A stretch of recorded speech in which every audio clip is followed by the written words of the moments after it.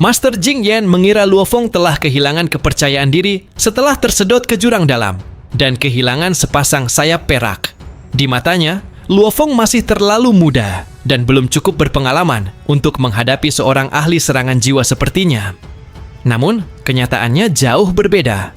Luo Feng sama sekali tidak takut menghadapi Master Jing Yan. Ia mengenakan armor Dewa Pembasmi Iblis Gila, sebuah harta karun yang mampu mengurangi kekuatan serangan jiwa secara drastis.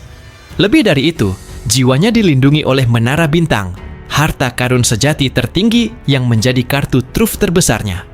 Dengan perlindungan tersebut, Luo Feng memiliki kepercayaan diri penuh untuk menghadapi segala bentuk serangan jiwa. Tanpa membuang waktu, Master Jing Yan segera menggunakan teknik pamungkasnya, yaitu pemusnahan reinkarnasi jernih.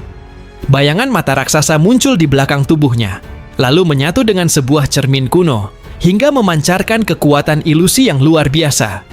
Bersamaan dengan itu, sebuah harta karun sejati berubah menjadi naga putih berkepala dua yang melesat menuju Luo Feng dengan kekuatan dahsyat. Serangan yang selama ini ditakuti banyak Universe Master, itu ternyata tidak mampu memengaruhi Luo Feng sedikit pun. Dengan tenang, Luo Feng mengangkat tangannya dan membentuk cakar raksasa yang dipenuhi kekuatan hukum Dewa Binatang. Dalam satu serangan, cakar tersebut merobek naga berkepala dua hingga hancur berkeping-keping. Setelah teknik itu dihancurkan, wujud asli harta karun sejati berbentuk penggaris putih pun terpental jauh dan menghantam permukaan batu raksasa dengan keras. Master Jing Yan tidak dapat menyembunyikan keterkejutannya. Teknik serangan jiwa yang selama ini menjadi kebanggaannya ternyata gagal total menghadapi Luo Feng. Melihat kesempatan itu, Luo Feng langsung bergerak secepat kilat. Setelah memahami inti jalur Dewa Binatang, setiap bagian tubuh ilahinya telah menjadi senjata mematikan. Dalam sekejap, ia sudah berada tepat di hadapan Master Jing Yan dan mengayunkan cakar tajamnya dengan kekuatan yang luar biasa. Serangan tersebut langsung menghancurkan pertahanan Master Jing Yan. Tubuh ilahinya remuk seketika dan terlempar menghantam permukaan batu raksasa hingga membentuk kawah besar. Meskipun berhasil bangkit kembali, Master Jing Yan masih dipenuhi rasa tidak percaya. Ia tidak pernah membayangkan bahwa teknik pemusnahan reinkarnasi jernih yang selama ini membuat banyak Universe Master kewalahan sama sekali tidak berpengaruh terhadap Luo Feng. Pertarungan ini memperlihatkan kelemahan terbesar Master Jing Yan. Seluruh kekuatannya bergantung pada serangan jiwa.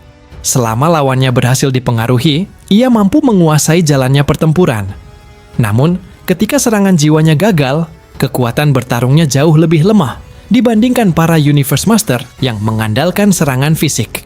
Sebaliknya, Luo Feng yang memiliki pertahanan jiwa luar biasa serta kemampuan bertarung jarak dekat yang sangat kuat, mampu mengendalikan sepenuhnya jalannya pertarungan. Master Jing Yan yang awalnya begitu percaya diri, akhirnya justru menjadi pihak yang dihancurkan tanpa mampu memberikan perlawanan berarti. Saat pertarungan berlanjut, armor Dewa Pembasmi Iblis Gila milik Luo Feng berubah wujud. Bilah-bilah tajam muncul di bahu dan sikunya, sementara kedua tangannya berubah menjadi 5 bilah pedang.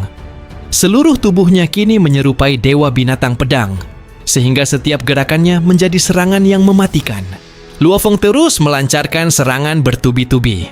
Cakar, siku, lutut, hingga tinjunya menghantam tanpa henti, memaksa Master Jing Yan bertahan habis-habisan. Meskipun tubuh ilahi Master Jing Yan sangat kuat, ia tetap beberapa kali terkena serangan dan mulai terdesak. Menyadari keadaan tidak menguntungkan, Master Jing Yan akhirnya mengaktifkan harta karun sejati tipe domain. Gelombang cahaya biru kehijauan langsung menyelimuti area di sekitarnya, memperlambat pergerakan Luo Feng dan memberi kesempatan bagi Master Jing Yan untuk mengambil jarak. Bagi Master Jing Yan, dipaksa menggunakan harta karun tipe domain untuk menghadapi Luo Feng merupakan sebuah penghinaan. Sebagai ahli serangan jiwa, ia selalu mengandalkan teknik jiwanya untuk mengalahkan lawan. Namun kali ini, serangan terkuatnya sama sekali tidak mampu memengaruhi Luo Feng. Master Jing Yan terus bertanya-tanya bagaimana Luo Feng bisa menahan serangan jiwanya. Ia menduga Luo Feng sedang menggunakan tubuh Mosha yang kebal terhadap serangan jiwa, atau memiliki harta karun luar biasa yang melindungi jiwanya. Namun, Luo Feng sama sekali tidak berniat mengungkapkan rahasianya. Sebenarnya, Luo Feng masih menyimpan kartu andalan yang jauh lebih kuat, yaitu sayap Siwu. Dengan kemampuan mengendalikan ruang dan waktu, ia sebenarnya bisa terus menekan, bahkan mengejar Master Jingyan. Namun, Luo Feng memilih untuk tidak menggunakannya karena khawatir keberadaan gurunya, Zhou Shanke, akan diketahui oleh pihak lain. Luo Feng juga menyadari bahwa kekuatannya telah meningkat pesat dibandingkan sebelumnya. Setelah memahami jalur Dewa Binatang, kemampuan bertarung jarak dekatnya kini telah mencapai tingkat yang mampu bersaing dengan Five Chaos Master. Melihat tidak ada peluang untuk menang, Master Jingyan akhirnya memilih mundur dan meninggalkan medan pertempuran. Setelah lawannya pergi, Luo Feng mengakui bahwa kemenangan ini bukanlah hal yang mudah. Serangan jiwa Master Jingyan tetap sangat berbahaya. Tanpa perlindungan armor Dewa Pembasmi Iblis Gila dan Menara Bintang, ia juga akan kesulitan menahannya. Karena itu, Luo Feng bertekad untuk terus mengasah kemauan jiwanya agar tidak selamanya bergantung pada harta karun. Pertarungan tersebut disaksikan oleh banyak Universe Master. Mereka semua terkejut melihat Master Jingyan yang terkenal karena serangan jiwanya justru dipaksa mundur oleh Luo Feng. Bahkan Five Chaos Master yang mendengar kabar itu mulai menyadari bahwa Luo Feng telah berkembang jauh lebih cepat daripada yang diperkirakan. Setelah pertempuran berakhir, Luo Feng akhirnya menemukan ruang rahasia miliknya. Di dalamnya tersimpan warisan dari ribuan generasi pemilik sebelumnya, mulai dari teknik rahasia, peta 3 wilayah paling berbahaya di Samudra Semesta, hingga berbagai pengalaman berharga yang diwariskan kepada setiap penerus. Bagi Luo Feng, ruang rahasia itu merupakan harta yang nilainya tidak kalah penting dibandingkan harta karun sejati. Luo Feng terus menyusuri tebing raksasa di dalam ruang rahasia, sambil membaca berbagai catatan yang ditinggalkan para pemilik sebelumnya. Selama puluhan ribu generasi, setiap pemilik ruang rahasia mewariskan teknik rahasia, pengalaman kultivasi, hingga peta 3 tanah ekstrem. Meskipun sebagian besar berasal dari para Universe Master, kualitas warisan tersebut tetap membuat Luo Feng kagum karena banyak teknik yang membuka pemahaman baru baginya. Di antara semua catatan itu, perhatian Luo Feng tertuju pada pesan yang ditinggalkan Feng Guling, pemilik ruang rahasia ke-20.293 sekaligus salah satu True God. Feng Guling menuliskan bahwa ia pernah memperoleh armor Dewa Pembasmi Iblis Gila di gunung mengalir tak terhitung. Menjelang akhir hidupnya, ia meninggalkan armor tersebut beserta beberapa harta karun sejati puncak agar dapat diwariskan kepada penerus berikutnya. Ia juga berharap setiap generasi terus menyempurnakan peta 3 tanah ekstrem agar semakin lengkap. Catatan berikutnya berasal dari Five Chaos Master, pemilik ruang rahasia ke-20.294. Dalam catatannya, ia mengaku telah memperoleh seluruh warisan Feng Guling, termasuk armor Dewa Pembasmi Iblis Gila. Selain itu, ia juga meninggalkan berbagai teknik rahasia ciptaannya, termasuk teknik terkuatnya, yaitu pemusnahan besar 5 binatang. Membaca semua itu, Luo Feng segera mencari harta yang dimaksud. Ia bahkan mengaktifkan kekuatan sayap Siwu untuk memeriksa seluruh ruang rahasia. Namun hasilnya di luar dugaan. Tidak ada satupun harta karun yang tersisa. Yang masih berada di tempat itu hanyalah sebuah pilar kristal hitam yang menyimpan peta 3 tanah ekstrem. Luo Feng menduga Five Chaos Master telah mengambil kembali seluruh hartanya sebelum benar-benar gugur. Meski begitu, ia sama sekali tidak merasa kecewa. Justru peta yang tersisa itulah yang menurutnya memiliki nilai paling besar. Peta tersebut merupakan hasil penyempurnaan hampir 900 pemilik ruang rahasia selama generasi yang tak terhitung jumlahnya. Di dalamnya tercatat jalur-jalur aman, berbagai wilayah berbahaya, serta informasi yang jauh lebih lengkap dibandingkan peta peninggalan Jifanzi. Setelah mempelajari peta itu, Luo Feng langsung menemukan rute yang jauh lebih aman menuju ruang rahasia hijau, tempat Jifanzi meninggalkan warisannya.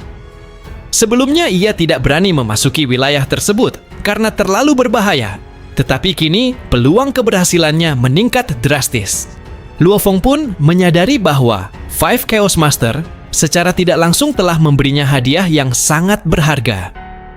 Selain membantunya memperoleh warisan Jifanzi, peta itu juga akan sangat berguna untuk mencari material langka yang dibutuhkan guna memperbaiki sayap Siwu. harta karun yang masih belum berada dalam wujud sempurnanya. Sebelum meninggalkan tempat itu, Luo Feng memutuskan untuk meninggalkan jejaknya di tebing warisan. Ia mengukir bahwa dirinya adalah pemilik ruang rahasia ke-20.295, sekaligus orang yang telah mengalahkan Five Chaos Master dan memperoleh armor dewa pembasmi iblis gila, serta token hitam miliknya. Namun, ia sengaja tidak menuliskan kisahnya secara lengkap karena perjalanan kultivasinya masih sangat panjang.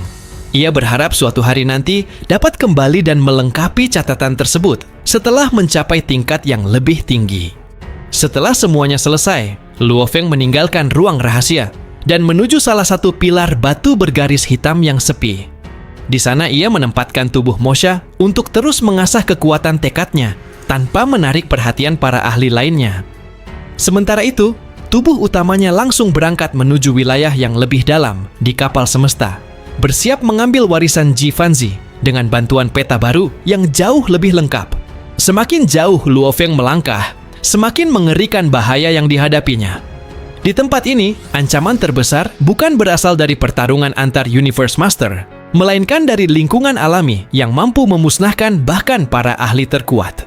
Badai es, angin kehampaan, hingga bebatuan raksasa yang berterbangan memiliki kekuatan yang sanggup menghancurkan harta karun sejati tingkat tinggi. Karena itulah, Luo Feng memilih tetap berada di dalam menara bintang selama perjalanan. Bahkan menurutnya, hanya mereka yang memiliki harta karun sejati tipe istana tingkat puncak yang mampu menjelajah sedalam ini. Luo Feng semakin menyadari betapa berharganya peta yang diperolehnya dari ruang rahasia token hitam. Berkat peta tersebut, ia dapat menghindari berbagai wilayah mematikan dan menemukan jalur yang jauh lebih aman menuju ruang rahasia hijau, tempat warisan Ji Fanzi berada. Tanpa peta itu, bahkan dengan perlindungan menara bintang, ia belum tentu berani melanjutkan perjalanan. Ia juga menyadari bahwa peta tersebut bukan hanya berguna bagi dirinya. Jika seluruh umat manusia memilikinya, peluang memperoleh harta karun sejati di 3 tempat ekstrem akan meningkat berkali-kali lipat. Sementara tubuh utamanya terus menjelajah perahu semesta, Luo Feng telah membagi tugas bagi tubuh-tubuh lainnya. Tubuh samudera terpencil tetap berada di alam semesta purba. Tubuh Mosha terus mengasah tekad di ruang pilar batu bergaris hitam, sedangkan tubuh lainnya masih mempelajari ukiran-ukiran kuno di tingkat ke-9 jurang dalam. Dengan perbedaan aliran waktu yang mencapai lebih dari 3.000 kali, proses kultivasinya menjadi jauh lebih efisien. Tak lama kemudian, kesadaran Luo Feng memasuki alam semesta virtual untuk menemui gurunya pemimpin kota kekacauan primal. Saat bertemu, Luo Feng langsung menyadari bahwa gurunya baru saja mencapai sebuah terobosan besar. Meskipun belum menjadi True God, pemimpin kota kekacauan primal kini telah menemukan jalan menuju tingkat tersebut. Luo Feng kemudian memperlihatkan peta 3 tempat ekstrem yang diperolehnya. Setelah melihat isinya, pemimpin kota kekacauan primal benar-benar terkejut. Peta itu jauh lebih lengkap daripada seluruh peta yang dimiliki umat manusia. Bahkan kualitasnya melampaui peta yang dimiliki banyak kekuatan besar di samudera semesta. Luo Feng pun menjelaskan asal-usul peta tersebut. Selama puluhan ribu generasi, para pemilik ruang rahasia terus menyempurnakan peta itu dan mewariskannya kepada penerus berikutnya.